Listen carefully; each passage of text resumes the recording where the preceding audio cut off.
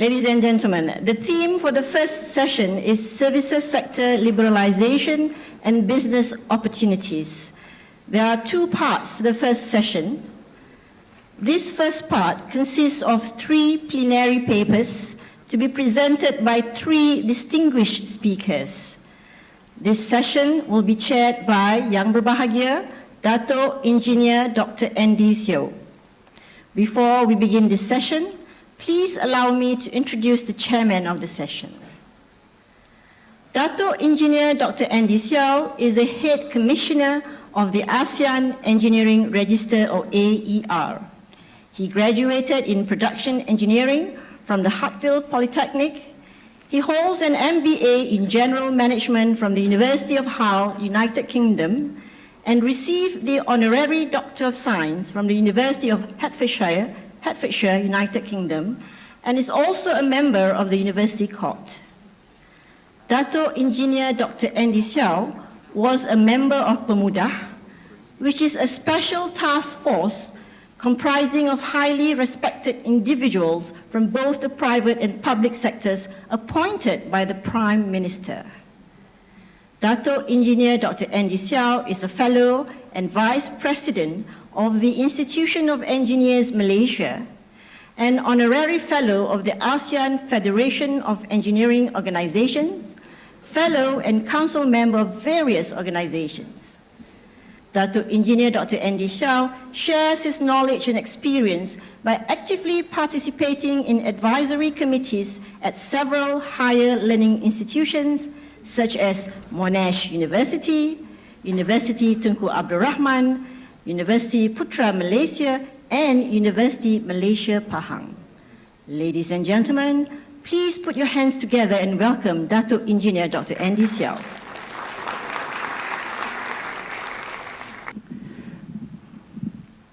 Morning, ladies and gentlemen.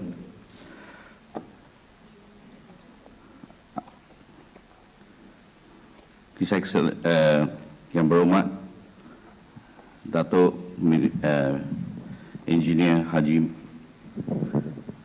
Amin Shamuri,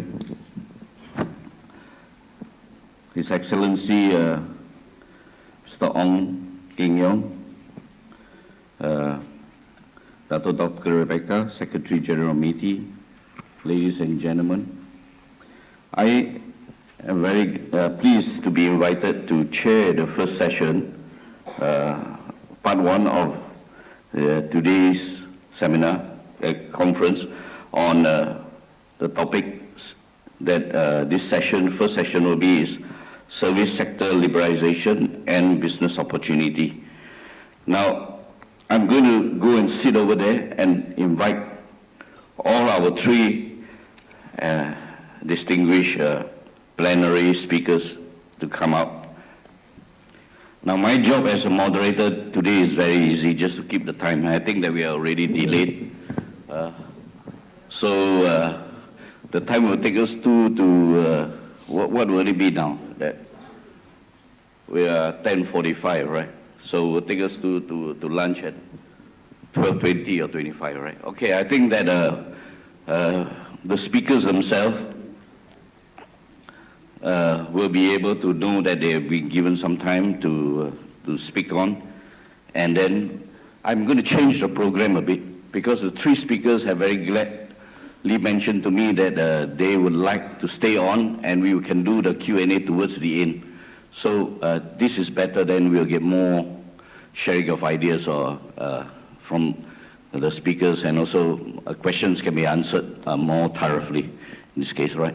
Okay, without further ado, I would like to invite His Excellency Ong Keng Yong. He will be the first speaker to come out.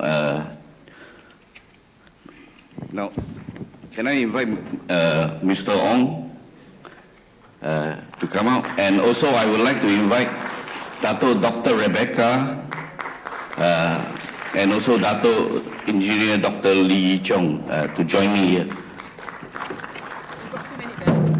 Yeah, no.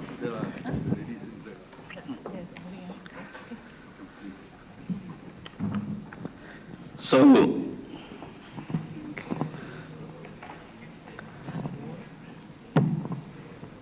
All right. I hope you had a good tea break. So we will start the morning session, and His Excellency Ong Keng Yong, he's the former Secretary General of ASEAN. Now, I have been informed that all the CVs of the distinguished plenary speakers are already there, and I'd like you to refer to page 16 for, and Dr. Rebecca is on page 17, and academician Dato Engineer Lee, it's on on page 18. So anyway, don't read it now, listen to what they're going to say, right? Then look at their credibility afterward, yeah? So these are all very creditable speakers, and they are in their own rights, master in their own rights, and would like to invite His Excellency Ong Keng Yong, Ambassador to Malaysia from Singapore, and he is going to present us his first paper, the plenary paper number 1, Regional Economic Integration and AEC 2015. With that, ladies and gentlemen, please welcome His Excellency.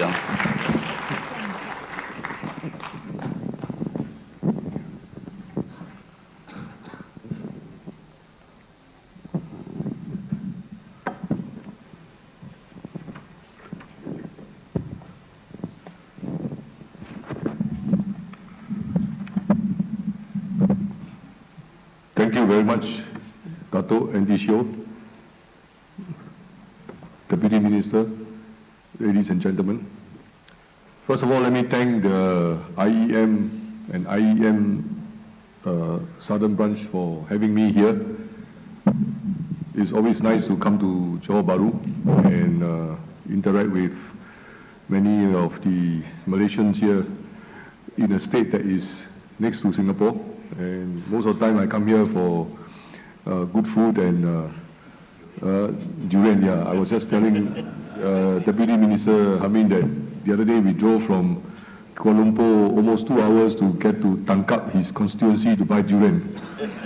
Because we were told that Tangkap durian is supposed to be better than many other durian. Although when I met the Pahang Member of Parliament, he said that Pahang Bentong durian is better than Tangkap durian. So I say, okay, you just supply all from Bentong and Tangkap. Any durian you have, just send it to our High Commission. Today I'm asked to talk about regional economic integration and the ASEAN Economic Community 2015, AEC 2015. So if you allow me, I will just go through some of the slides for me to highlight some of the big picture facts for you.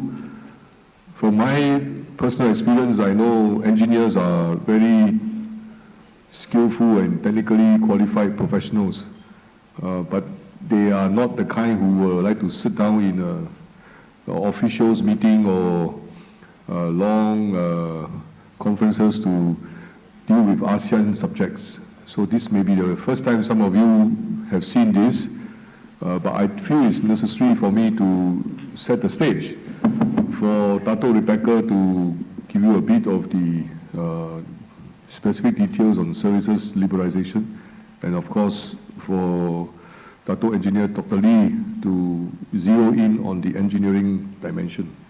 So I will try to highlight the key points, why we need to do economic integration in ASEAN, and what we have for the target 2015 ASEAN Economic Community. First of all, I want to stress that AEC 2015 did not come about like magic overnight. For the last 45 years, people have been talking about how to integrate ASEAN economically, yeah, because politically we are much more sensitive to doing a lot of things, but economically we are mostly open economy, trading with the world, so it makes sense to integrate a bit more. And if you look at these numbers, we have a large population, 600 million, our GDP is so much, yeah, all this on the screen, you can see. The slides are available for you later, so don't have to scribble too much, yeah. So the idea of our leaders in ASEAN was bring all the country together. One by one, we may not be able to compete, even with countries around us, China, Japan, India. But if you come all together, then at least can lawan sikit lah. So 600 million people, maybe half the population of China, not as bad as 30 million Malaysian and 5 million Singaporean. That one cannot fight, no competition. So bear in mind, the first thing why ASEAN leaders are doing this is to get more strength, more economic advantages by coming together. What the ASEAN leaders are trying to do is basically to build this house. It's called the ASEAN community. Now, only in the last 5 years we focus on 2015. Previously we follow Dr. Mahathir, 2020. Yeah, but 2020 too far away. So the leaders say, we get 5 years closer, 2015. So we are building this house. You are all engineers, you know, we have to put all these columns to support the roof. And then we have to have a very good foundation. So basically, the three main columns there, political, economic, and social. And this is based on a strong foundation of narrowing the gap. Development gap, so if you are familiar with the numbers, Singapore GDP is very high, but poor countries like Laos, Cambodia, Myanmar, the GDP is very low. So how do you have a house when, you know, the gap is so far apart among the members? So the first thing that the ASEAN leaders want to do is to narrow the gap, then put up the three columns for the political, economic, and social, and then we have a great house. So if you don't remember anything, just remember this is what ASEAN leaders are trying to do, the 10 of us, 10 countries. Yeah. And ASEAN Economic Community is basically this structure that you see here. And with this kind of setup, we will be stronger. So I give you a bit more details about why we have this AEC 2015. Yeah, the first idea is that by having all of us together, ASEAN will be more attractive as a market, as a place for investment.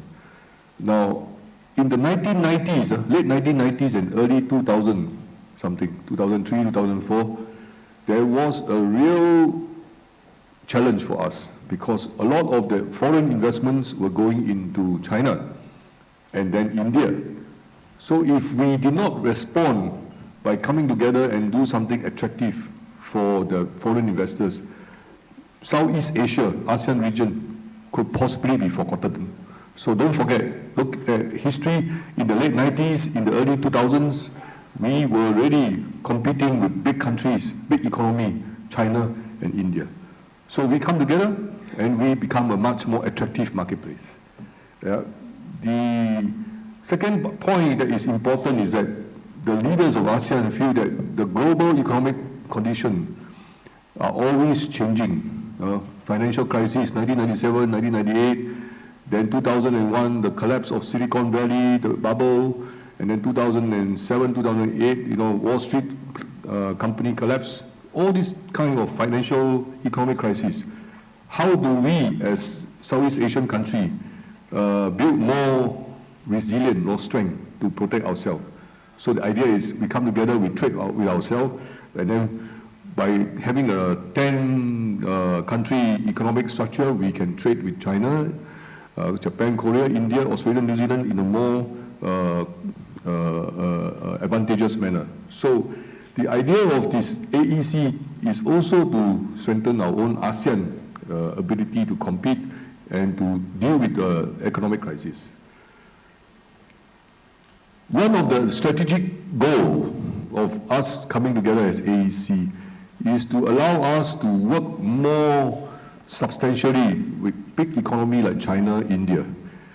If we are individual, Malaysia or Thailand or Philippines or Singapore, even if we take Indonesia, 250 million people, still not able to develop strong economic relationship with all these big guys in Asia.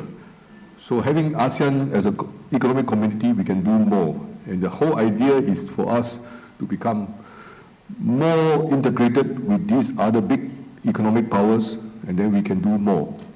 In the last few years, despite the economic condition in the world being not too rosy for us, but generally the economy in ASEAN, Malaysian economy, for example, have done well. Why? Because we have established very good relation in economic field with China, with India, with Japan.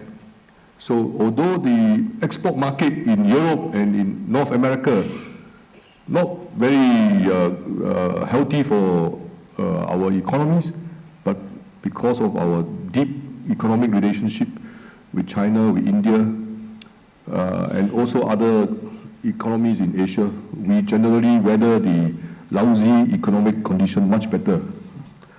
So, I also say that by having this economic community, we stick together. And by sticking together, 10 of us in ASEAN, we can actually generate more positive conditions and circumstances so that our regional peace and stability, prosperity will be sustained and preserved.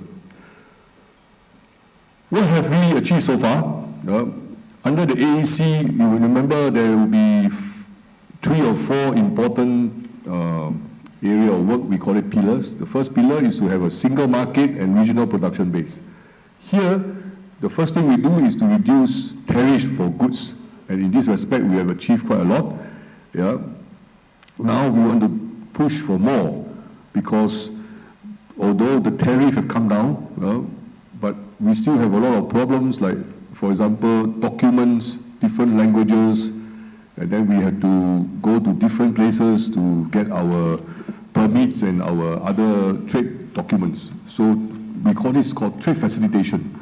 So efforts have been made in this respect to try to reduce the hassle. And if you reduce the hassle, it means your transaction cost.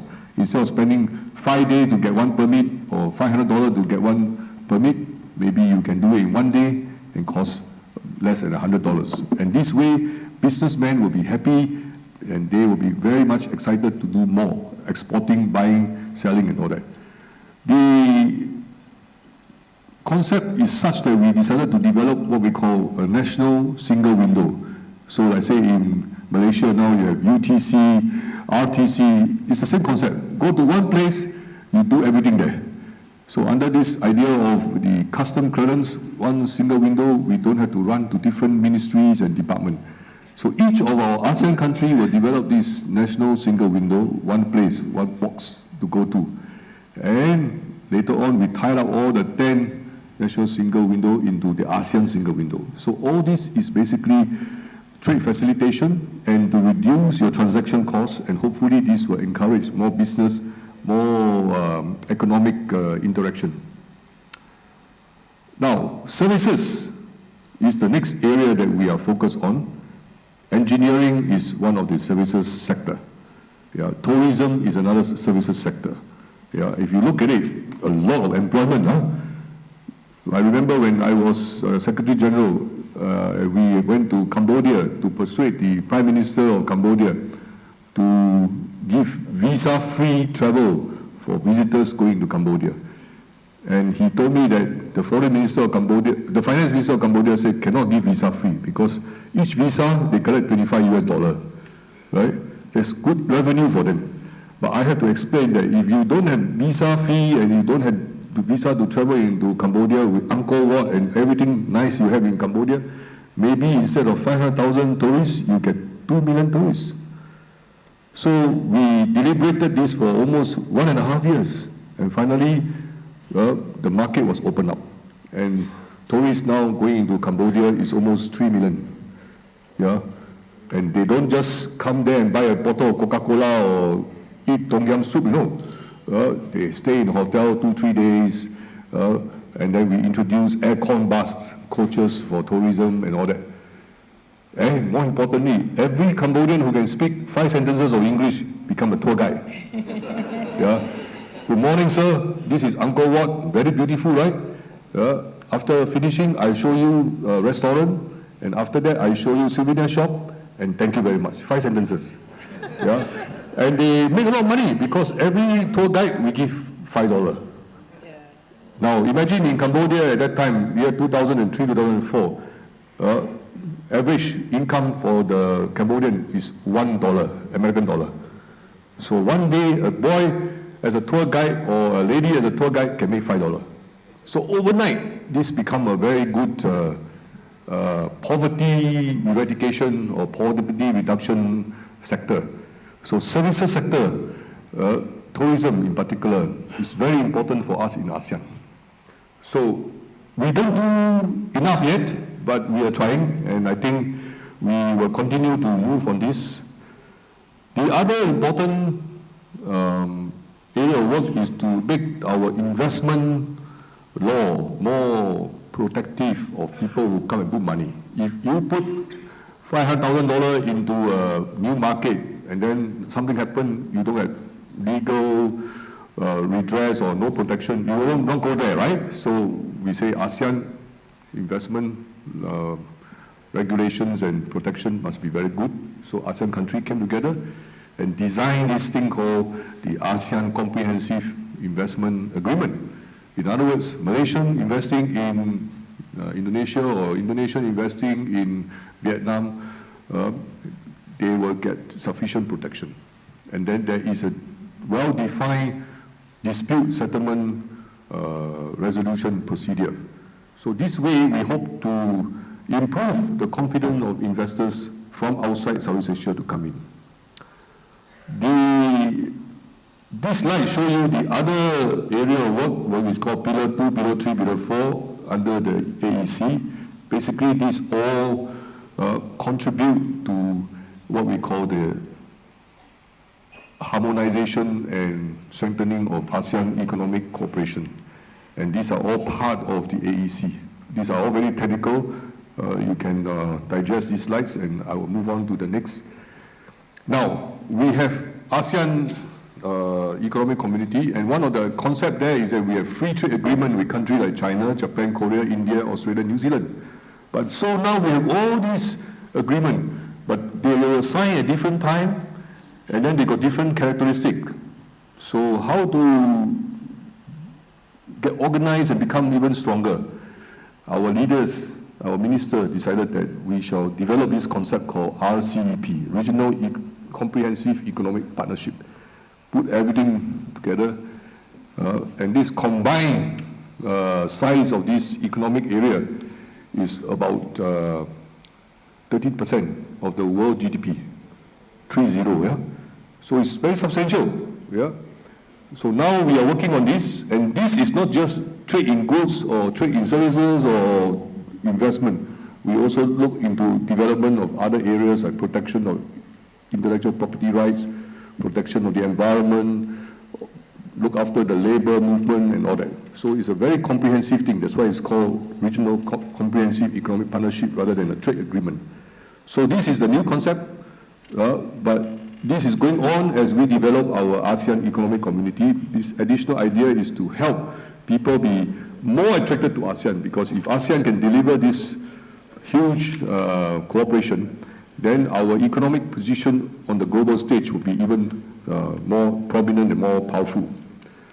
And the other thing that we do now is to do ASEAN connectivity. From Johor, can you fly to other cities in the region? Or from Hanoi, you can fly to Cebu or in Kota Kinabalu? Or shipping thousands of islands in Southeast Asia, can you send your products from one island to another? And this morning you heard the Deputy Minister talk about the IT and the other technological connection. All these require us in ASEAN to try to link up so that it becomes a strength for our economic cooperation and integration. So remember, we do ASEAN connectivity, yeah?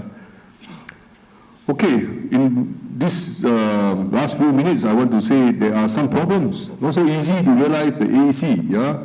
And reason? Because we're 10 countries, 10 different countries. Just like you have 10 different brothers and sisters, one is an engineer, one is a dentist, one is a doctor, who will tell you that engineer is better, the other guy will say, no, medicine is better. So we have a lot of arguments, a lot of differences to paper over. If cannot paper, how do we do it? At least we know what are the difficulty, don't fight over it, find some solution as we go along. So you also heard just now that we have the ASEAN Engineering Mutual Recognition Arrangement, MRA. It started, and now we are still ironing out all the necessary alignment and harmonization. Not easy, and our bureaucratic culture is also a problem. Legal provision, the law in Malaysia is very British common law based, but the law in Indonesia, law in Vietnam, based on Dutch, based on French, different concept. So how do we bring them all together? Yeah. The other problem is that sometimes we thought we have good regulation, but the business people say not enough. For example, now we have e-commerce. Many countries don't have enough laws and rules about buying and selling on the internet. You give your credit card number and then the guy didn't send you the product that you order. What do? Yeah? So we have all these obstacles, but the important thing is that they are all being addressed, and hopefully we will iron out all the problems. So that is a snapshot, and going forward, as engineers, please remember, you can only be as good as what you are if you just look a bit further. Yeah? Engineers can work in ASEAN country now. Most of the countries, I say, we hope to get you to work in every other countries without any too much documentation and other hassle. But you must think network, think regional, and think smart. Yeah? Malaysians are very good with smart philosophy. Yeah? You build a tunnel called the smart tunnel. Actually, it's a traffic reduction tunnel, but at the same time, when heavy water comes during rain, you open it, it becomes a floodgate to take away all the rainwater. So it's a beautiful concept. And the other smart thing that we always admire is, you know, in Kuala Lumpur you have KL Central. It's actually a railway station, no? But you build on top of the railway station all the hotels and all the buildings. So this is double usage of the precious land that you have. So think smart, and I think we can get a lot more achieved for the ASEAN economic community. Thank you very much. Thank you very much, Excellency, for your overview on the AEC 2015. Well, if you have any questions, right, please write it down if you do not want to come out afterward. But you can write it down and bring it, and the secretary will collect it from you, and we can read it and prepare the speakers as well. All right.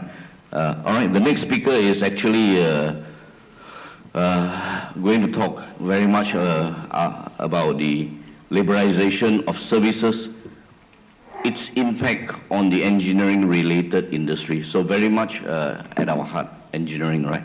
But before you go on, I think that Maida speaker later on will also touch very much on the engineering services, because Maida itself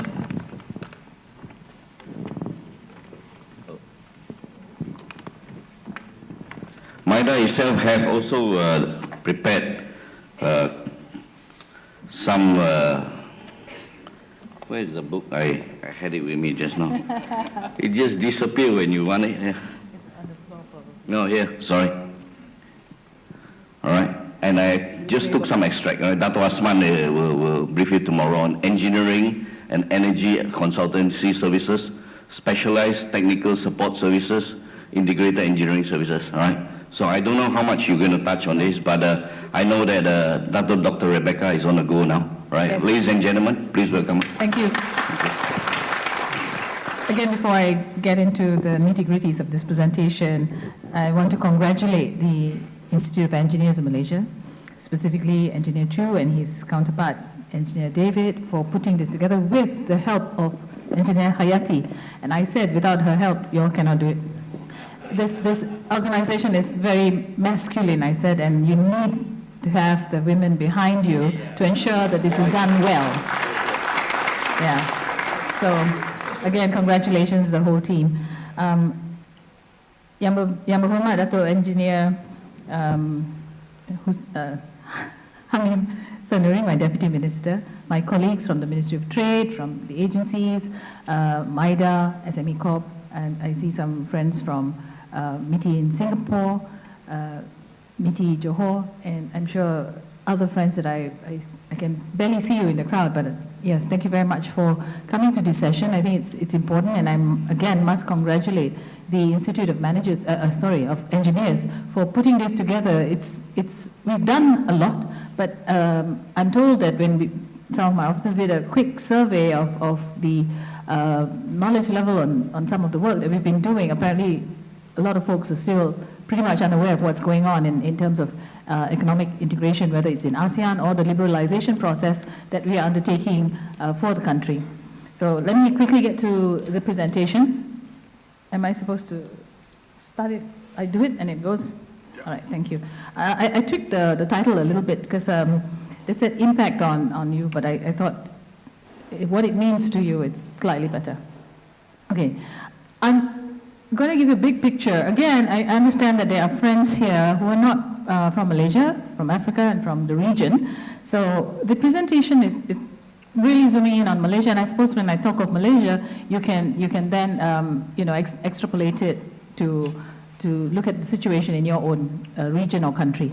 So I'll give you the big picture of services first. As far as services in Malaysia is concerned, it is a major contributor to our GDP. And if you look at the way it's tracked, the blue line is the services line, the red line is manufacturing. And if you look at if you track here, you will see that the services contribution is on an uptrend. And that's how it is. Likewise with employment, if you compare services sector, agriculture, and manufacturing, you will see that the services sector is the major contributor to employment as well. This is in Malaysia. A breakdown of the constituents of the services sector. So you get the different portions, and the retail or the distributive trade sector is still the largest, takes the bigger piece of the pie, as it were.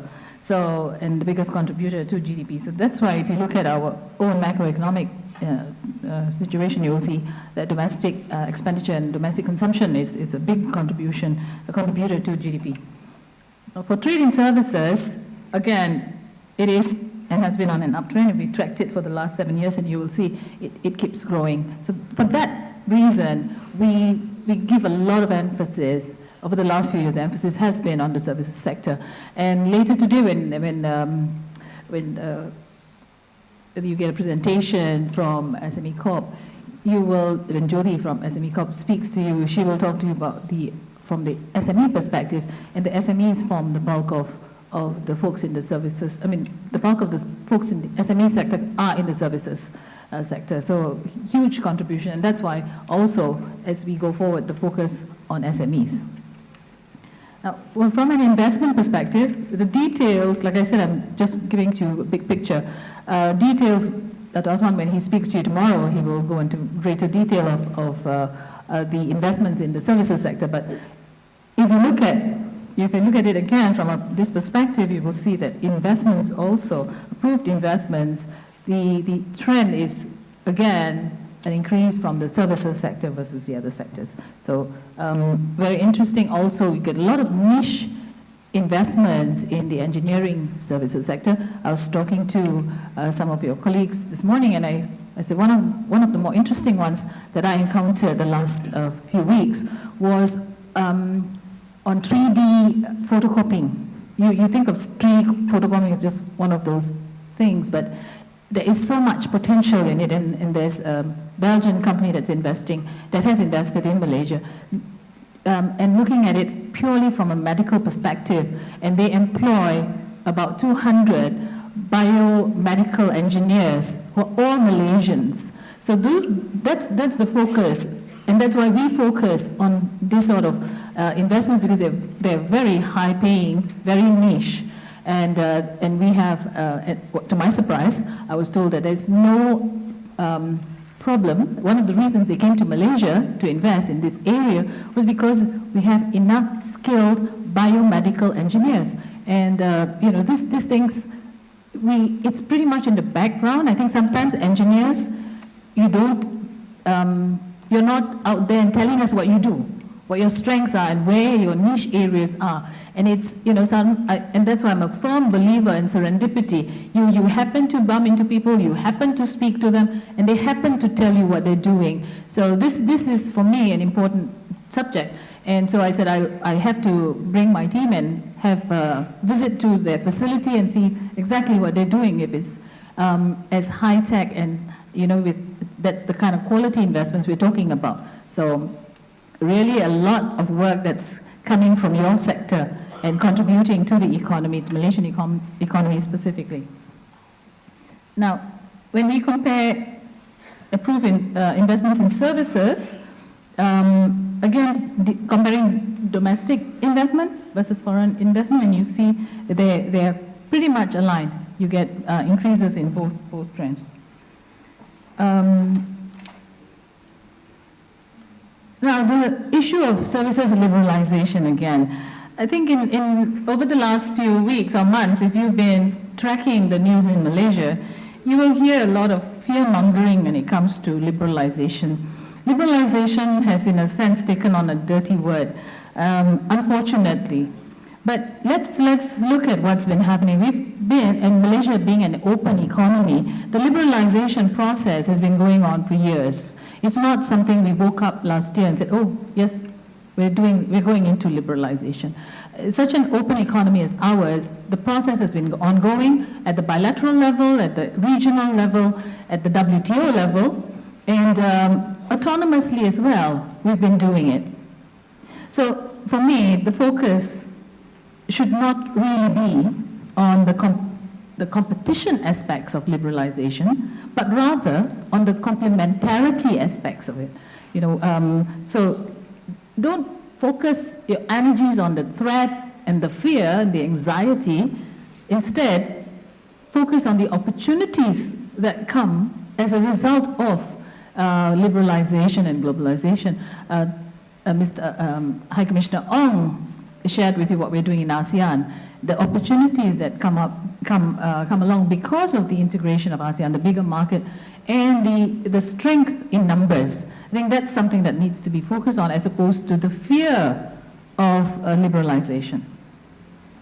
And from a Malaysian perspective, again, our focus has pretty much been on the Asia Pacific as well as Asia. So if you look at our FTAs, we focus pretty much on ASEAN, on the Southeast Asia, East Asia, Asia Pacific. So we've engaged with our key trading partners. So the whole process of liberalization has been very deliberate. We engaged with our bigger trading partners where the market is and where the market is growing. Now, why liberalize well, High Commissioner Ong gave you an idea of why we do it. The whole idea of attracting investments, high-end technology. I gave you the example of the Belgian company. Competitiveness and productivity. I think we could be very comfortable being protected and staying in our cocoon, or we could open ourselves up to challenges. And there are enough examples of countries that were first cocooned and then decided to open. I'm not sure if I have my colleagues from Myanmar here. The fact that Myanmar opened up, it is today the poster child of ASEAN. It is the flavor of the month, flavor of the year. There's so much focus on the potential that comes with the opening up of a market in Myanmar and the opportunities that come with it, the employment opportunities that will come with it, investment opportunities that come with it. So again, that's why one of the reasons we move, or the key reasons we talk of liberalization. But when we focus on the fear, we forget that liberalization is not just one-sided. Neither is it a zero-sum game. Liberalization is reciprocal. So when you open your market, it is done because we do it in the context of an engagement. The other party also opens their market. So it's a reciprocal thing. So it's not one-sided, and it's not winner-loser, you know, it's not a zero-sum game by any means. So we're creating, this is a classic example of where the sum of its parts? The whole is greater than the sum of its parts. All right, that's what essentially it means. Now, let me try and quickly get into the engineering and engineering-related services sector. I think for Malaysia, it is important that we appreciate the fact that we are competitive and we are world-class. Malaysian engineers have successfully constructed world-class buildings and bridges, expressways. There are enough examples. I already have some examples here. The Burj Khalifa, for example, the top, the steel structure, that's Malaysian. We've done iconic buildings across the world. We have a regional aviation maintenance, repair, and overhaul services hub in Selangor. We have developed monorail systems for Mumbai, Sao Paulo. We're acknowledged experts and world-class in providing such engineering facilities. So I think, you know, we're right up there, and that fear and anxiety should not be an issue anymore. In ASEAN, we have focused on 5 engineering subsectors. And ASEAN is a classic case of where we work together with the engineers to get to where we are. The liberalization of the services sector in ASEAN was not done at the G2G level, but really the G2G in collaboration with the private sector, with the engineers themselves. So these sectors, there's 5 sectors that we opened up. We did it with the engineers. Then there's the mutual recognition agreements of the engineering services. Engineer Rashid, who was here a while ago, when he talks about MRA, he will go into the greater detail of MRAs when he does his presentation. This is the MRAs, the mutual recognition agreement, is to really facilitate the mobility of the engineering services, exchange of information, best practices, education aspects as well. Now, from a Malaysian perspective, when we look at the services liberalization as a whole, we did it in phases.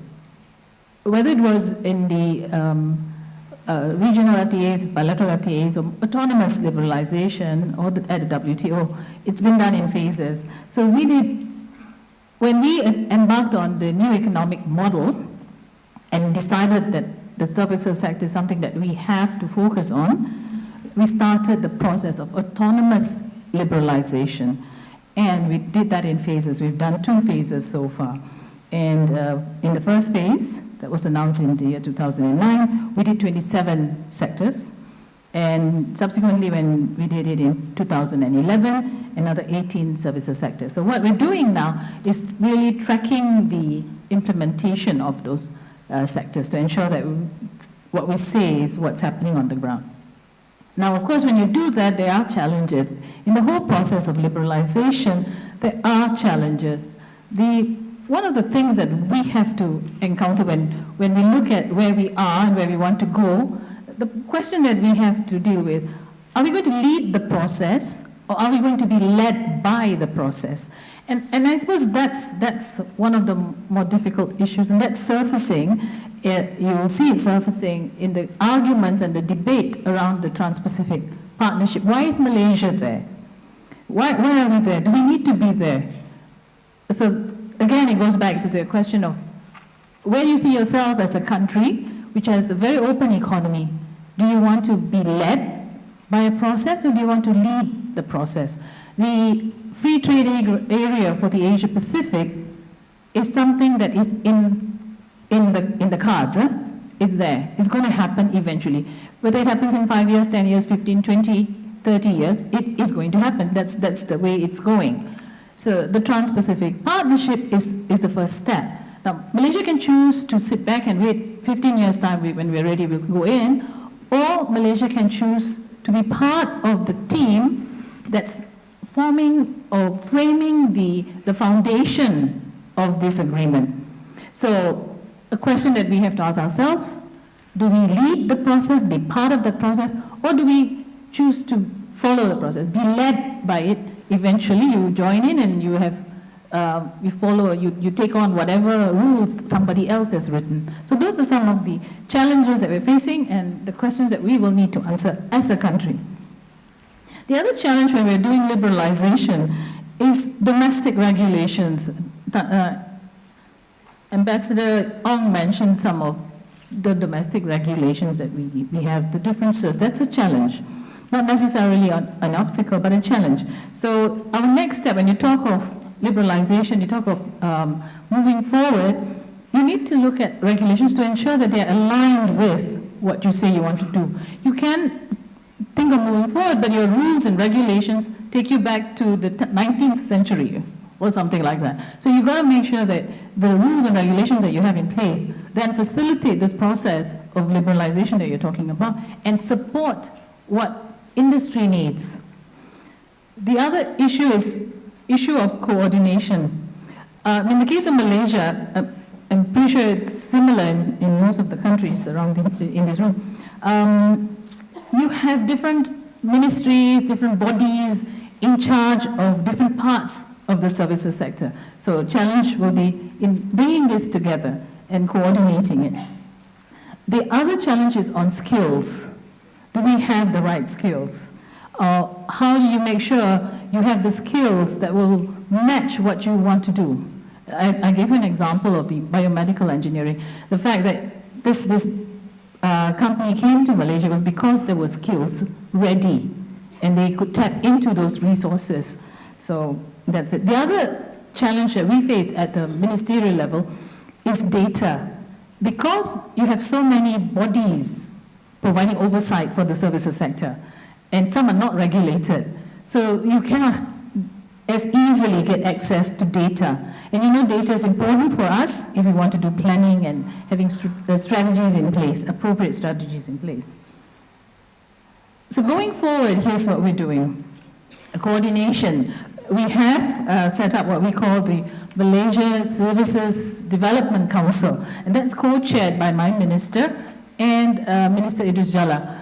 This is to bring together all the parties, the disparate parties, whether in the private or public sector, to then have this coordination for the development of the sector at the highest level, to ensure that we engage the right people and have them on board with us as partners in developing the services sector. That's at the ministerial level. We provide the policy oversight as well. At MIDA, what agency is under meeting? MIDA, when Dr. Azman talks to you tomorrow, he will provide you more details, but essentially it's about identifying and coordinating the promotion aspects for investment. Also, they maintain a strategic fund. So these are things that we put in place to facilitate, to assist industry. So the facilitation fund managed by MIDA is to help that, and tomorrow he will talk in greater detail about the work that's being done there. Now, MARTRADE then promotes the export-ready professional services, including engineering and in the international market. So that's another support program that we provide through MARTRADE. And very important, SME Corp, they support and assist domestic players, especially the SMEs.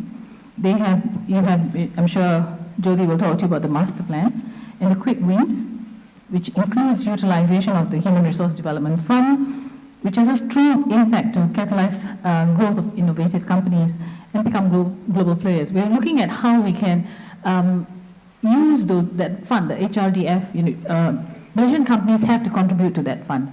But sometimes we straitjacket the companies. You can only use this fund for this, this, and this. So what we do, as SME Corp does, is work with industry and then as the fund itself to see how we can have flexibilities.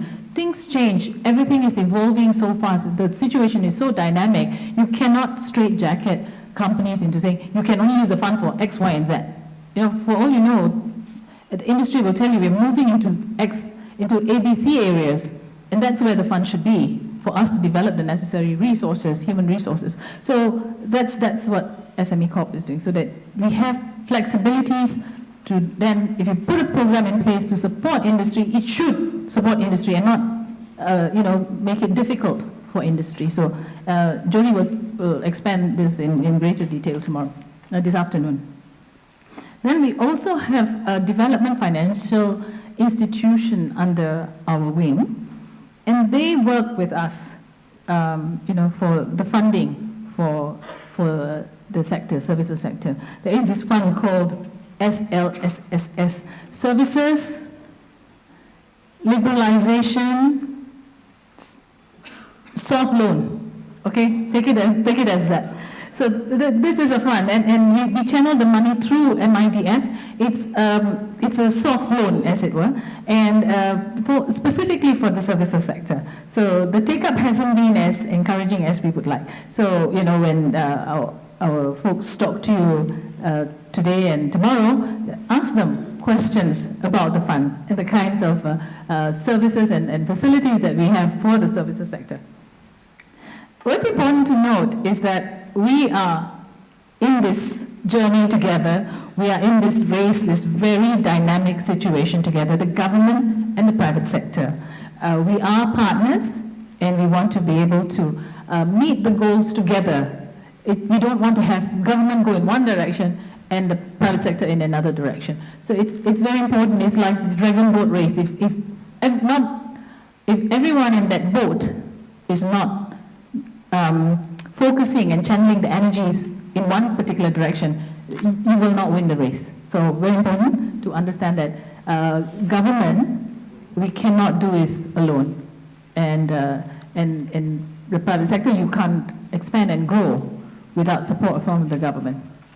So thank you very much for your attention. Thank you, Dr. Rebecca, for briefing us on the liberalization. The autonomous liberalization, she mentioned the two packages. The first package was liberalized 27 services subsector in the year 2009 with no equity condition.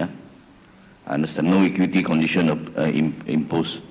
And then subsequently, the second Malaysian government further liberalized the another 18 additional service subsector in the year 2011 to allow up to 100% foreign equity participation. So that includes the services like courier, private hospital, engineering. I think I'm not going to deliberate on that. Tato Aspan will do that. The other investment, we also say about protecting the protection of the foreign investment, isn't it? That's what makes Malaysia has attracted more than 8,000 international companies from over 40 countries, right? To make Malaysia their offshore base. So we also have that protection in Malaysia.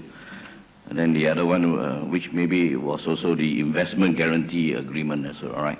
To guarantee the investment of these foreign companies participating here. Okay, with that, we will now go for another bigger picture now, the world scene now with academician, Dato Engineer Dr. Lee Jong, who is the chairman for the governing board, ISTIC UNESCO. So your paper is a global mobility of professional engineers, so taking us further than the regional. Thank you. Thank you, Andy. YB Deputy Meeting Minister, His Excellency Mr. Ong, Singapore High Commissioner to Malaysia, Yang Berbahagia Datuk Dr. Rebecca, VTKSU, distinguished guests, ladies and gentlemen. Before I start my presentation, I would like to offer a suggestion to revive one idea. When I was IEM president in the early 90s, we had a very distinguished engineer, Engineer Dr. Habibi. At the time, he was Minister of Technology and Research, Indonesia. So he came here for the IEM public lecture, and we confer him the IEM Honorary Fellowship. So in his lecture, he actually advocated this idea of closer collaboration in the region called Sijori, which is Singapore, Johor, and the Rio Islands, you see. So under that, then we had tripartite conferences, basically on cooperation in engineering services, and and we had one in Batam, and then which he officiated. I believe we had one in Singapore, which was jointly IEM Southern Branch and IES, and then the thing died. So I was talking to our Deputy Minister and KSGO and of course High Commissioner that we should revive that. I think going forward into the ASEAN Economic Community, I think this is one tripartite collaboration in engineering that we should encourage. So I would like, I hope David won't fall off the chair, you see, that since the CAFIO is going to be in Jakarta, I would like to have, Engineer Chu Kok Peng to propose this idea to our, Persatuan Engineer Indonesia, because also IES will be there and try to revive this. Actually, my presentation will be given to everyone, so I would just, basically go through it very quickly. Now, whatever services or whatever human activities in manufacturing actually depend on human capital, the human being. So that's why I want to focus on the mobility of professional engineers. I want to set the scene having a global picture, then tell you why engineers are important. I think everybody will agree, engineers are important, including our associate engineer. And then I will talk about shortage of engineer and why we need to resolve this shortage regionally. And after that, then I offer some suggestion how to go forward, okay? So now the global picture to me is that we are facing an overpopulated world. And this is actually going to be very much, sort of bigger challenge, because our economic model, development model is on consumption. Now, these two challenges are complicated by climate change and global poverty. Okay? So first thing is that, according to Nobel laureate Li Yanzhi of Taiwan, and 2010, the global population is already more than 6 point something, going to be 7 billion, you see. And then at 2010, we are consuming 1.4 times the Earth resources. We are already consuming 1.4 times. But if we were, every one of us, is going to consume more, like the average American, we actually need 5.4 times the Earth resources. So this is not from him, actually it's from National Geographic, the very famous magazine, The State of the Planet. So this is the big problem facing us. And what happened? We are like human sardine. We are going to be like sardine. And then the consequence of consumption is garbage. The whole world is going to be full of garbage, you see. So this is very much the overall challenge. Then I want to talk a bit about climate change.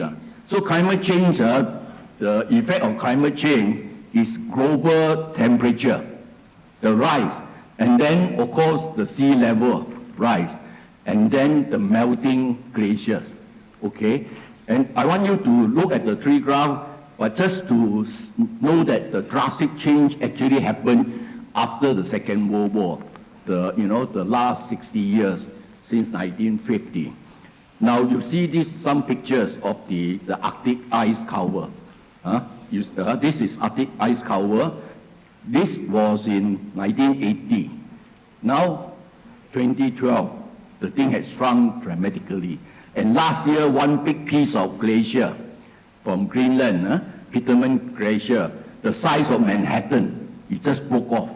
And now, of course, you know that the Arctic Ocean now, or the sea, is navigable. And last last week, China sent the first cargo ship, from Dalian through the Arctic to the west coast of America, to the east coast of America. See?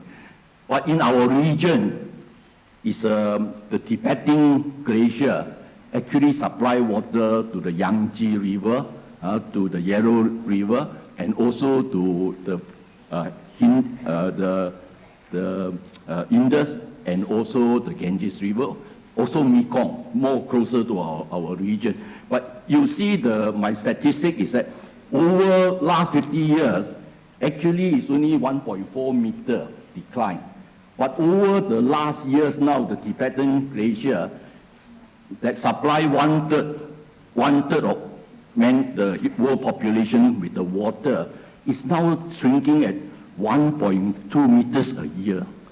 So the decline is now very dramatic. Okay? Then I think that as far as climate change of concern, we are well aware of the effects of climate change because of the natural disasters. But this Dr. Pachauri, the IPCC chairman, the IPCC got the Nobel Peace Prize, and he's actually the professor of energy economics at UNITEN.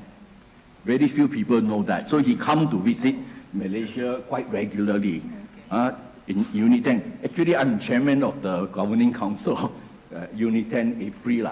But he was saying that actually now the situation is very much worse because human activities are going on. I want to show you that the correlation. See the drastic increase in energy supply and consumption is after 1950. It coincided with the drastic changes in the climate, you see. And why? Because we are using oil, we are using more coal, fossil fuel. So now the other side of the thing is global poverty. The global poverty, I cite some statistics from actually Professor John Holdren. He was from Harvard, but he's now President Obama's science advisor. See? So he divided the world population at the dawn of our millennium in 3 categories. You can see that 2/3 of the 4 billion people were poor. So Malaysia now, because this the classification criteria is on GPT per capita, purchasing power parity basis. So Malaysia is already, like Singapore, more of course, in the rich, among the rich already, you see. Because like $16,000 per capita, we are already reaching that. But the thing, what happened is that, what we must remember is the wealth disparity, that the rich, 1/3 of the rich of the world, they actually they have 8 or 9 times the wealth, the carbon emission, and of course the consumption of the very poor. And I listed some of the characteristics of poverty in my slide. So you can look at those. Now, but the more alarming thing is that the world population by 2050 will be about 9 to 10 billion. Now, since the developing world or developed world's population is declining, all of this will be in the developing world. And I would think that they will be in mega cities, in the mega slums of mega cities, which are in coastal area affected by climate change. Then because of unemployment, youth unemployment and all that, you have civil unrest. The youth unemployment, even in developed country, the demonstration and all that are happening. Now, you ask me, is that all gloom and doom? No, I don't think so. Why? Because I think we have engineers. Why? Because I believe in the ingenuity of humankind, okay, which is manifest in the art and practice of engineering. Okay, so now whether you are talking about all these grand challenges, I think the solutions are very much centered on science, engineering, and technology, the development of science, engineering, technology. And I always remind the scientists that engineering is the vital bridge between science and technology. Without engineering, the scientific ideas will not be transformed into technology in the marketplace. But the scientists never accept that. You know, and also the public media, unfortunately, when the rocket goes up, you know, and land the rover on Mars, it's a great scientific achievement. If the rocket explodes, it's a big engineering disaster. That's the unfairness, lah. But actually sending the rocket to Mars is engineering. Basically, it's engineering. So I always tell my scientific friends in the Academy of Sciences, please be fair. Admit that it's a scientific and engineering achievement. When it blows up, it's also a scientific and engineering failure. But you know, I'm not able to do this. But I think that whatever climate change adaptation, mitigation technology, adaptation and mitigation technology, they depend on engineering. I take one example, okay? I think going forward, like what I presented about climate change, those are from the 4th assessment report of the IPCC. Next year, it will be the 5th assessment report. So Dr. Pachauri already told us that one of the most striking things that the 5th assessment report will demonstrate is that the rainfall on average in most countries will stay the same. But it will be very severe rain for a very short time, causing massive flood, and then the rest of the year, drought. That is a dramatic change, you see. But also going forward, I was telling Dr. Pachauri, I said, you know, you are now talking about mitigation and adaptation measures. Surely you must involve less scientists to predict the pattern, but now have engineers to try to have some pilot schemes, you know, like islands, how to protect seawater rise and all that. So he was saying that he himself is an engineer. You know, although very few people know that he's an engineer. He has his first degree in industrial engineering and master degree in industrial engineering. He ran Tata's diesel plants. So he said, I know, you know, we need more engineers. You know, the engineering studies going forward. But he said the engineers are not forthcoming. That the organization of engineers like the World Federation, the Institution of Engineers, they don't come forward like the scientists so readily to participate in this sort of global venture. So the other side of the coin about global poverty. So the thing is that the global poverty, to me, is infrastructure. The basis of economic uplift must be in infrastructure, like what Dr. Rebecca has shown.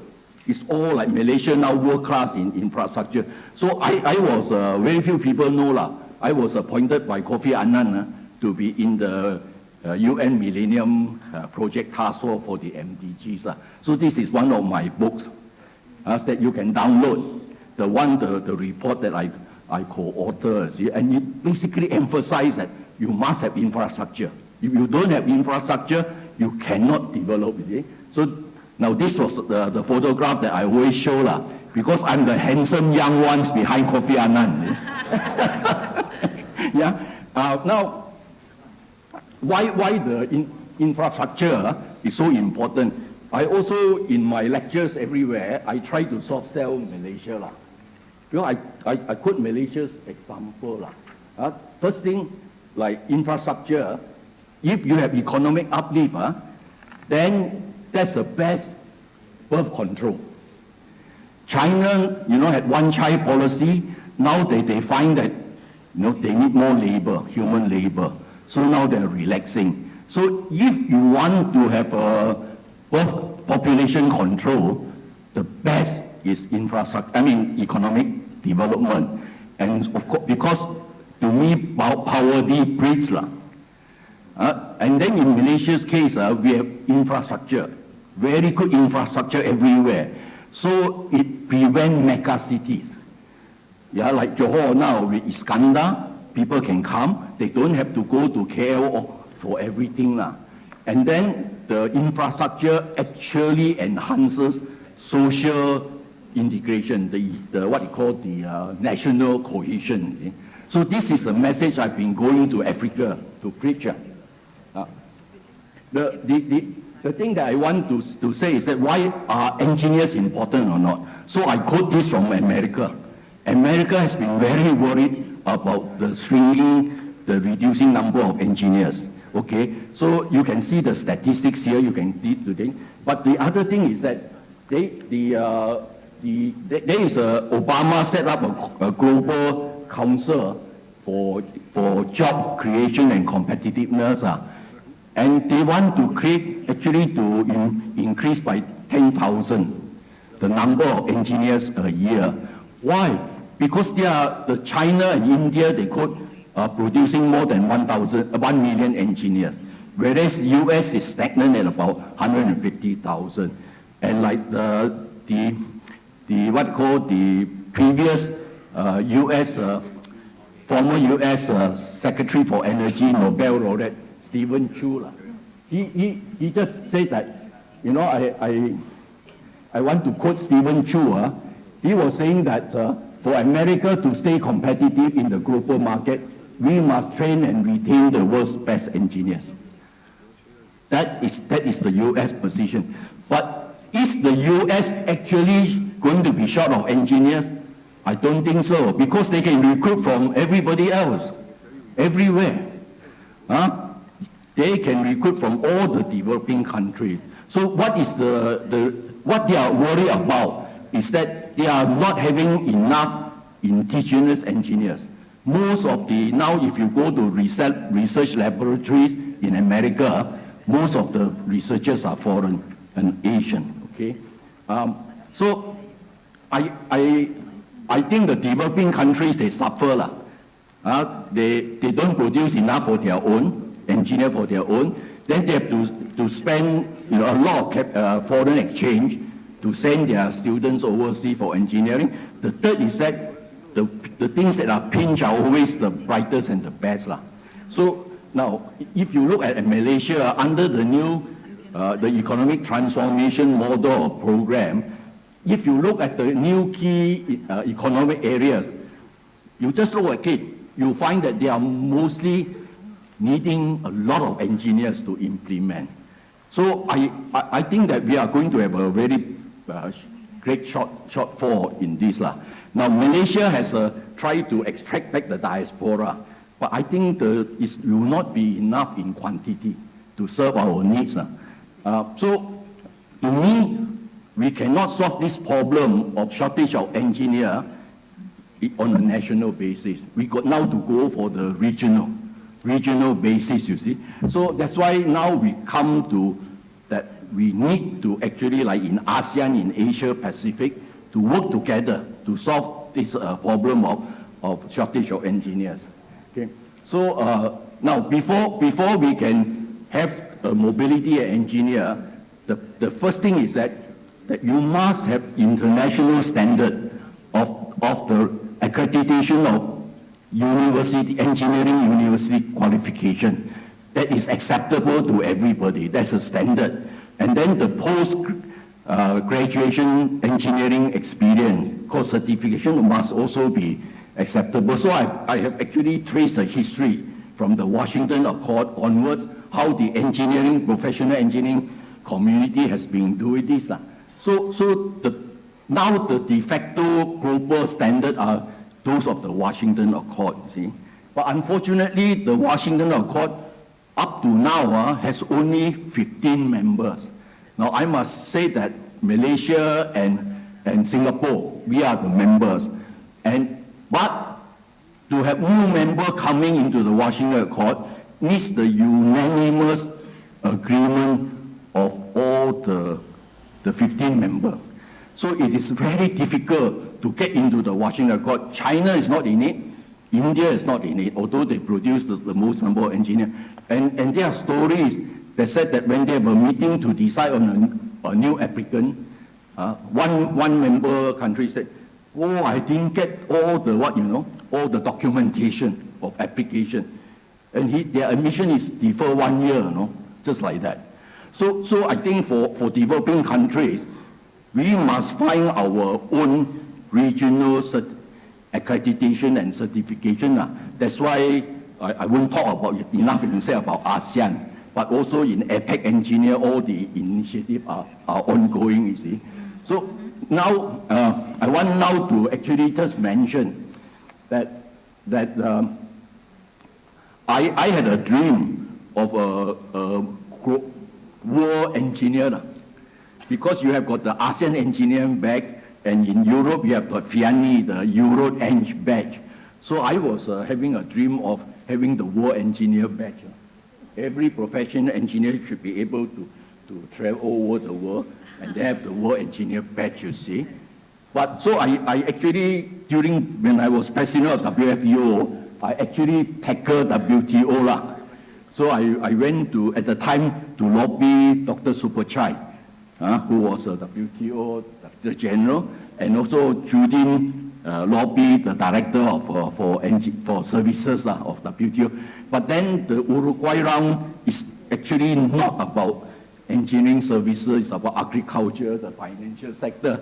So we don't get much attention, you see. So now I've woken up from my dream, and then go back to regional accreditation. Now I have a new head, being UNESCO. So I now saying that, hey, UNESCO is education, is recognized as a world intergovernment body for education, and engineering, what I call accreditation of engineering qualification is also education. So now I lobby UNESCO to assume the global role. So I presented a proposal to the DG lah. Fortunately, he's a lady lah. And now Irina Bokova, very sympathetic. So she's very sympathetic to the idea that with UNESCO as an intergovernment organization, then under it you have got the national boards of engineering, national council, and each one is autonomous. So I told her that all the nuts and bolts are already there in ASEAN, in FIANI, in Europe and all. So, but the thing, of course, she accepted this. She accepted this very well. But the thing is that UNESCO has a very strict governance system. I wouldn't say bureaucracy lah. So in order to get them to accept this, we need to have pilot scheme lah. So now the pilot scheme is in our region. That means the UNESCO Jakarta office and AFIO and FIAP in Asia Pacific, we work together and try to nurture institution or boards of engineers. Now there are two initiatives going on. One is Myanmar, which Malaysia and Taiwan are nurturing. And then the other one is Papua New Guinea, which is Singapore and Australia are nurturing. Now, I want to say this thing, that Malaysia and Singapore, we need not do this nurturing, because we are in the Washington Accord, we are among the elite. But this is our outreach to try to help our other countries in ASEAN, so that to build up the engineering, because if you want to have trade in engineering, you need a local partner which are competent. You cannot just go and say that, we do everything for you, see. So now I'm relying on the Jakarta National Office, together with the FIAP President, Professor Jaheng Date, and AFIO under Chu Kok Ping, to try to work together. If we are able to nurture these two, what they call Myanmar and also Papua New Guinea, and then the other one is Timor-Leste. Now Timor-Leste, Chu Kok Ping, he is a UN peace mission consultant. So he has been to Timor-Leste to build up the National Association of Engineers. And then he have asked them to form a board of engineers. So UNESCO Jakarta has also specific interest in that. So we are trying to see whether we can nurture by the pilot scheme three countries. That means Myanmar, Papua New Guinea, and also Timor-Leste. And then, you know, this FIAP was supposed to be Asia-Pacific on our side. But now it's becoming like APEC. So Peru has joined. So Chua Heng-tek, the president, is going to Peru to nurture to talk about mobility, accepting the FIAT engineering education guideline. So I want to say that in order for the UNESCO to succeed, we need the member delegates, that means the country delegates, to actually also apply pressure to UNESCO staff and under the GG. Then this will be accepted. So I want to appeal to all the international delegations that go back and get your government to send the signal to their delegates to UNESCO in order to make UNESCO assume this intergovernmental role in engineering accreditation and certification, and that will form the foundation for the mobility of engineers in the region, but later on maybe for the world. Thank you very much. Thank you, Academician Engineer Lee Jong, for taking us through his paper and also giving us a global bigger picture. So it also hints to you that engineers don't retire, right? They are recyclable as well, right? So we have environmental friendly engineer all the way, yeah. So now with that, ladies and gentlemen, the three distinguished speakers have given the view. One is Malaysian, ASEAN, and global view, and regional view. So I think that we are ready to go. In fact, some of them have already been, like Engineer Lee Chong have gone further than that, right? Some of us have been only up to the ASEAN level. In fact, Dr. Rebecca, she is actually an honorary member of the ASEAN Federation, and she's an ASEAN engineer. And she went all the way to Cambodia to receive her award. Yeah. So, so we are converting also the... yeah. So it is also very, very timely that the liberalization of the service subsector, we've been talking about it, right? And Pemandu has his lab, IEM and some of the members were involved. I think that we are all in the same frame of mind that, we can't do it alone ourselves. Huh? So, and I actually would like to invite questions from the floor, since we have another 15 minutes or so. I don't think lunch is served yet, but any questions from the floor? If it's not, I have some questions that have been given to me already. Any? Yeah, the inertia, you need the moment of inertia, yeah, the push. If you want to speak, you can speak, gentlemen. You want?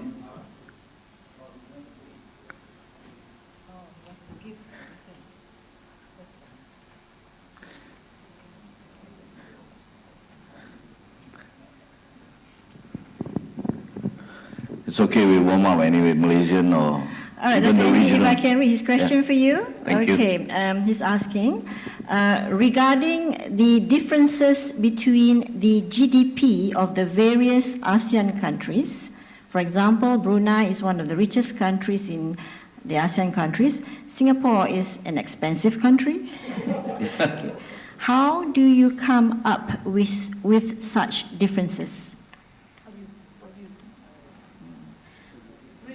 Yes, perhaps how do you bridge such differences? So I think our former secretary and also Singaporean will be able to give us that view a bit. Yeah. Thank you for the question. Actually, this is a very big challenge in ASEAN. when we first started ASEAN, Association of Southeast Asian Nations, there were only 5 countries: Malaysia, Thailand, Philippines, Indonesia, and Singapore. And at that time, I dare say that our GDP in the 60s and 70s, more or less in the same ballpark, as we call it, GDP per capita. And later on, in 1984, Brunei joined.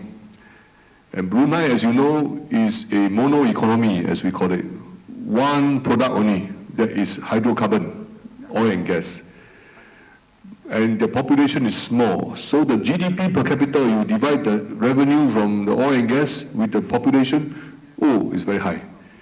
In the case of Singapore, by then, by 1984, also because of the development in the industrial and trade sector, and the population of 3 million plus at that time, you divide the GDP per capita also high. So at that point in time, we always take it as exceptional. Always the high-income country, namely Brunei and Singapore, always exceptional. And then the other 4 agricultural, rural, dominated economy. This did not present a lot of problems, but in 1995, when Vietnam joined, then the differences became more pronounced, because Vietnam, at the time when they joined, they have a population around 50 plus million. And it was at that time the poorest of the 7 ASEAN countries. And in 1997, Laos and Myanmar joined. And these 2 were then the least developed economy in Southeast Asia. And their per capita GDP was around a few $100, compared to Brunei and Singapore at that point in time, 30,000 plus. So from that point onwards, the ASEAN leader decided they have to do narrow the development gap initiative. So from the late 1990s, ASEAN countries, we have adopted this thing called IAI, Initiative for ASEAN Integration. And the basic philosophy at that point in time was to develop the capacity of the less developed economy. That means we have to train the human resource, develop the human capital, because by doing so, we will have talented people to deal with the modern economy. At the same time, we encourage them to open up the market. You will remember in the early 80s and 90s, Vietnam, Laos, and Cambodia, Myanmar, they were all what we call closed economy, not open to the world market. Our explanation to them is that the more you open the market, the more you open the economy, more business, and then as you develop your human capital, you will get more economic progression. So that's happening now. This IAI is still going on. Malaysia, Singapore, Brunei contribute significant amount of money, together with now Thailand, to help the less developed economy. And one of the very cheerful development is that the GDP per capita of Cambodia, Laos and Vietnam have doubled in the last 10 years. So that is something good for us. Of course, the Vietnamese always tell me, yes, we double, but then Brunei and Singapore also double. So, it's a constant battle. But my explanation is that don't look at Singapore and Brunei, because in many ways these are 2 very unique economy, different. But look at the other 8 guys. Yeah? So if you look at it, things are still what we call within sight of each other to catch up. The other important thing that we have tried to put across to the other ASEAN economy today is that we need to control the population, because it's very difficult to push the economy to improve human capital, but at the same time, more and more unemployed people come into the market and the population keep growing. And because of this, you will always have a very low GDP per capita. Yeah. So this is something that all the other countries are working on, but it's very frightening, you know, the population of Philippines, Vietnam and Myanmar, every few years is like few million more. In fact, I can tell you, every year there is a new Singapore, because in Indonesia, the annual population increase is 3.5 million, and the Singapore indigenous population native is 3.5 million. Yeah, so we always say that every year there is a new Singapore from Indonesia. And how can you manage to find job for so many millions of people? Yeah, but the good thing is that the ASEAN countries have been very focused on this issue of narrowing the development gap, and we instituted various ideas to develop the human capital. And also just now I show you about ASEAN connectivity. One of the things there is what we call the software. So we have to help the less developed economy to improve their legal system, their economic structure, their regulations and all that. Because the more they are open and aligned to the rest of the ASEAN economy, then people can move around. Like engineer Dr. Lee just mentioned, engineers should be able to move around. We actually have many Myanmar engineers in Singapore, in Malaysia. They're all here. Yeah. And they can work here well because they are skillful, they are qualified. Yeah. Similarly, Filipino IT specialists, world famous. Yeah. But the other thing that you do not know is that the Filipino ladies, just in case Rebecca hasn't heard about this, yeah, the ladies, the secretaries in the UN, most of them are Filipinas. So whether you get an appointment to see the Secretary General depends on the Filipino lady who is in the office of the UN Secretary General. Yeah? But this is the export to the world, the human resources. So what we are seeing today in ASEAN country is trying to look at this problem, this challenge in a more formal way, find way to take away the not so good development, the negative, like population growth too fast and this and that, not enough English-speaking population, not enough skillful technical people. But at the same time, we try to build on the strength of our countries like just Philippines and Indonesia and Vietnam. So hopefully, by keep on focusing on this, we will narrow the gap.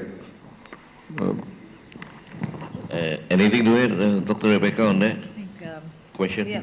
And what we've done as a matter of principle is to have inclusive programs, inclusive economic programs. So in everything that we do, we ensure that the countries like Cambodia, Laos, and Myanmar are given a certain longer phase-in period, flexibilities and things. And when one of the important aspects of the regional comprehensive economic partnership that we're negotiating now, one very important principle is the principle of inclusiveness, because the other parties, especially Australia, New Zealand, they are developed parties, Japan, Korea. So very important in the negotiating process that this aspect of inclusiveness, economic inclusiveness, takes the front stage. So, you know, while we say everybody in the negotiation is an equal partner, there is this principle of economic inclusiveness that must prevail. And that's how we make sure that we bring on board and we grow together the other members. Thank you. Just one more point, following what Dato' Rebecca said. Just now you heard about AEC 2015, ASEAN Economic Community by 2015. Not the 1st of January 2015, then we are short of 12 months. No? Now our leader says 31st of December 2015.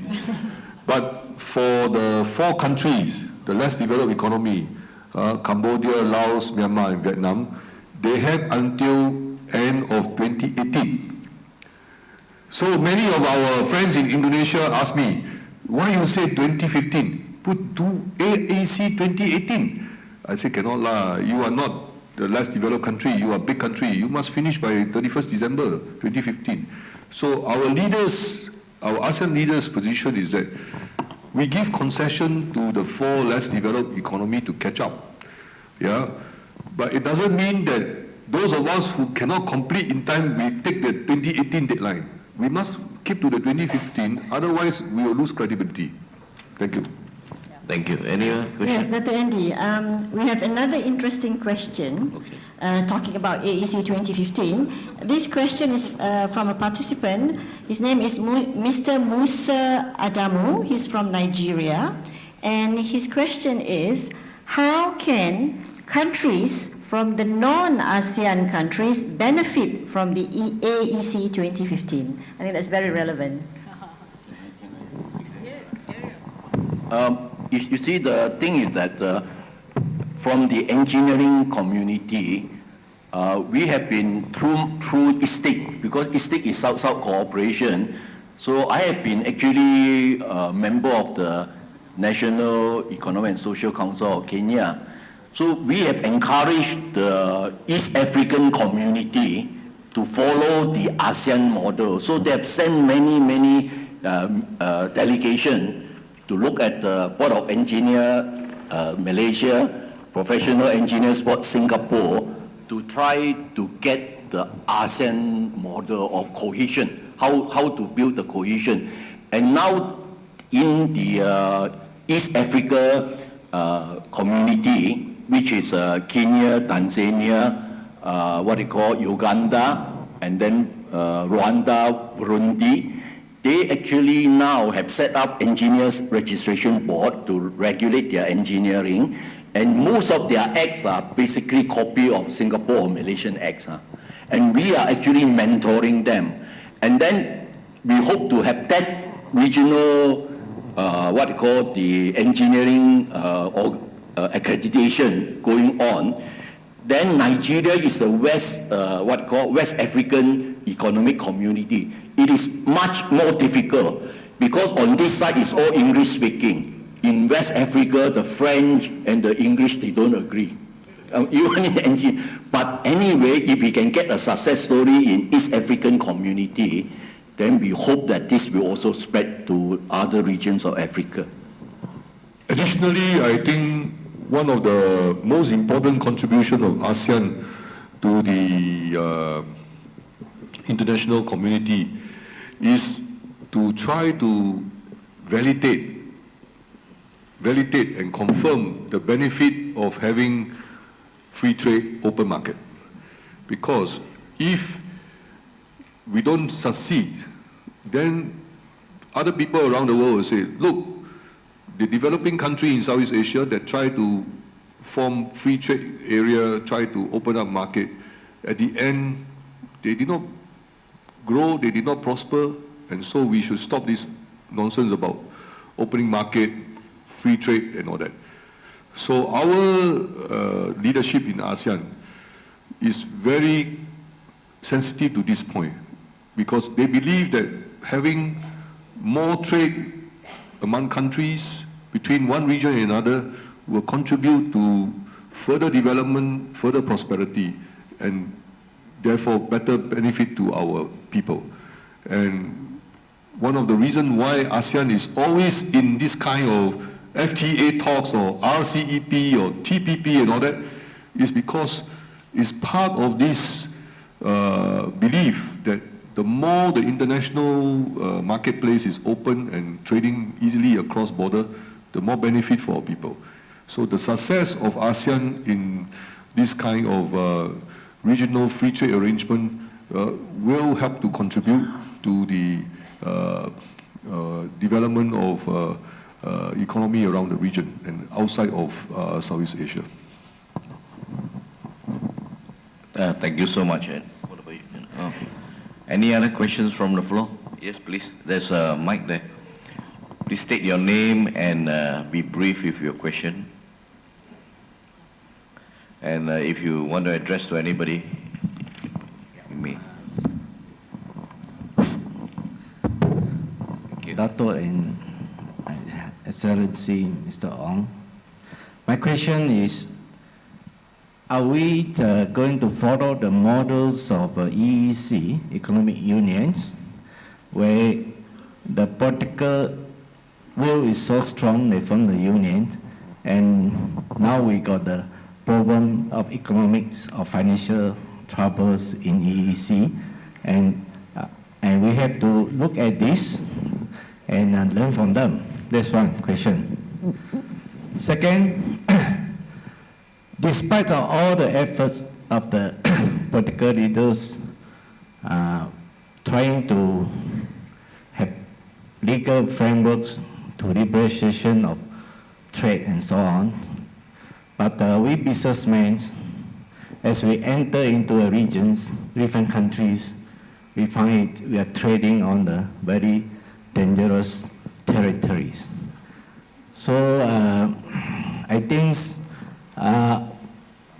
partnering is one approach we can go in, but unfortunately, beside, of course, the country like Singapore, Malaysia, we are quite same, but even Indonesia, Thailand, so-called more developed country, we find difficult to have partnerings, and most of the businessmen pay a high price for the learning curve to get inside there. So this way, how can we move forward from here in a practical sense? I think the other question is to our fellow engineer Dato that global warming and pollution is a big issue. And if I'm not mistaken, 2/3 of our ocean will be polluted by 2050, I think. And then with the global warming, the sea level coming out, and all the vibrant cities are sited in the coastal area. So we can foresee that a lot of modern city, mega urban will be under the sea. So it's something that we also should look in it, and that's why it makes engineers so important. Bear in mind, besides political, even legal, financial system be improved in the region, I think we don't forget the economic development can come about only by the physical infrastructure link up, transportation link up. I think engineers is always important, and we should encourage. And now, in our countries, I'm in the construction sector and in these sectors, we find so difficult to get engineers to work with us. Because all engineers change line halfway, become financial analysts, become politicians. Sorry to say that.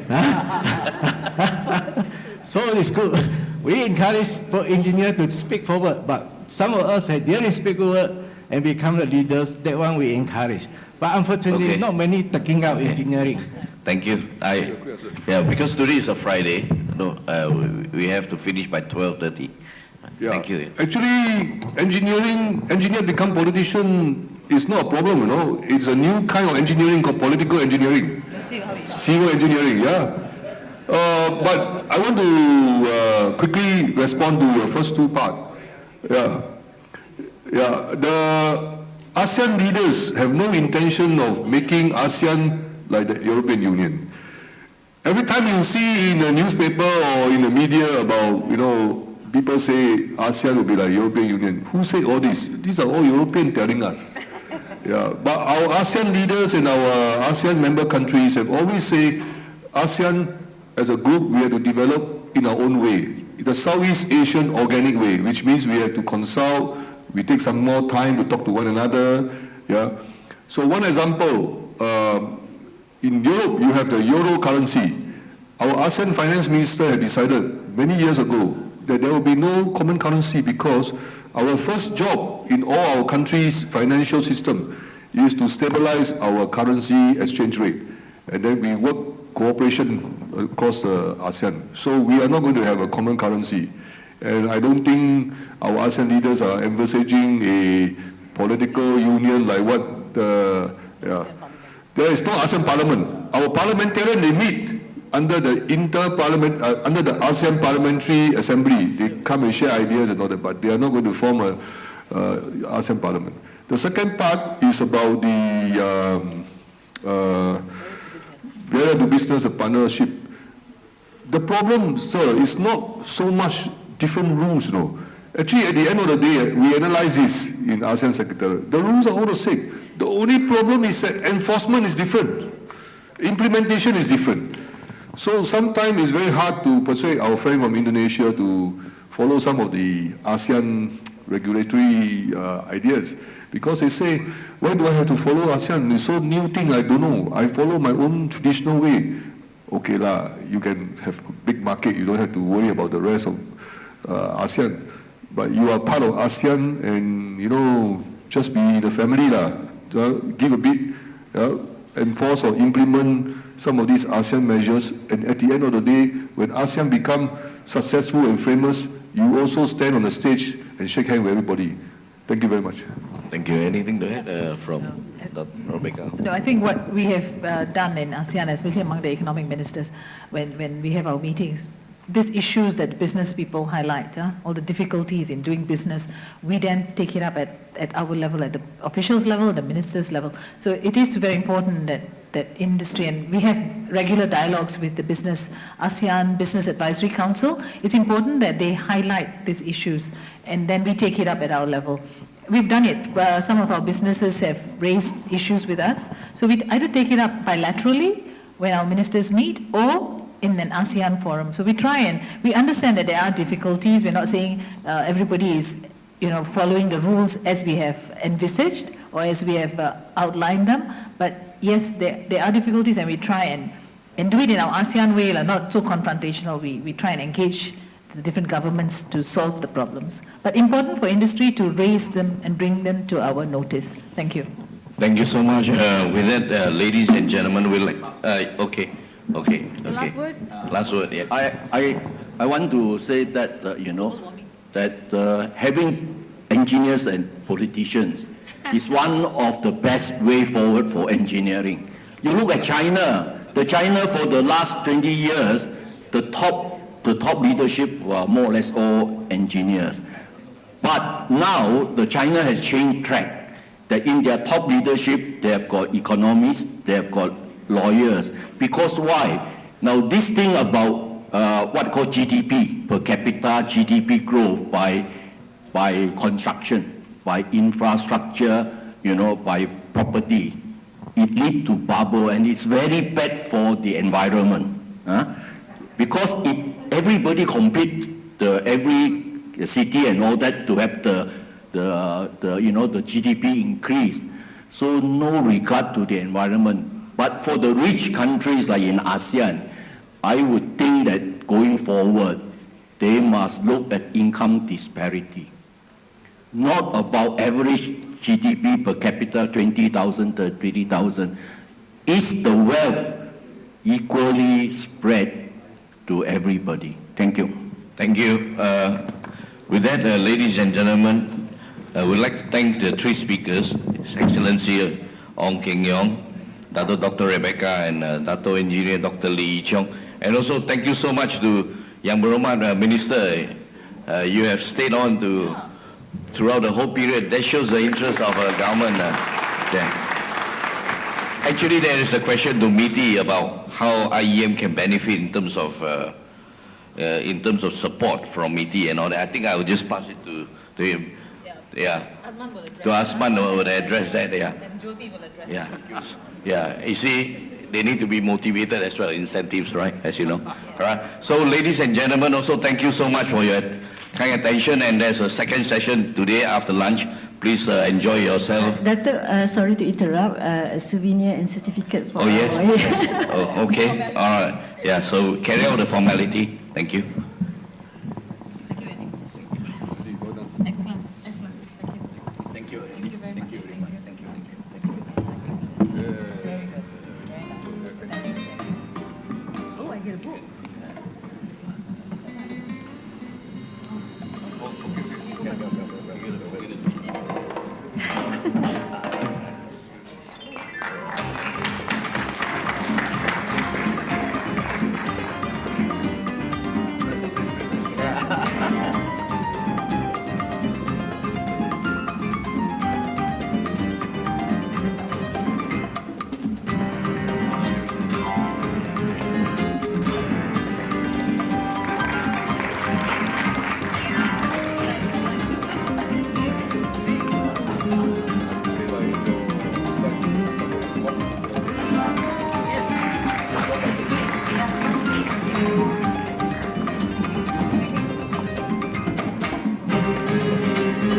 you, Dr. Andy, for a great job chairing the session. And we also like to show appreciation to Dr. Andy. So with that, I would like to call upon IEM Southern Branch Chairman, Engineer David, to present a certificate of appreciation and a little souvenir to Dr. Andy.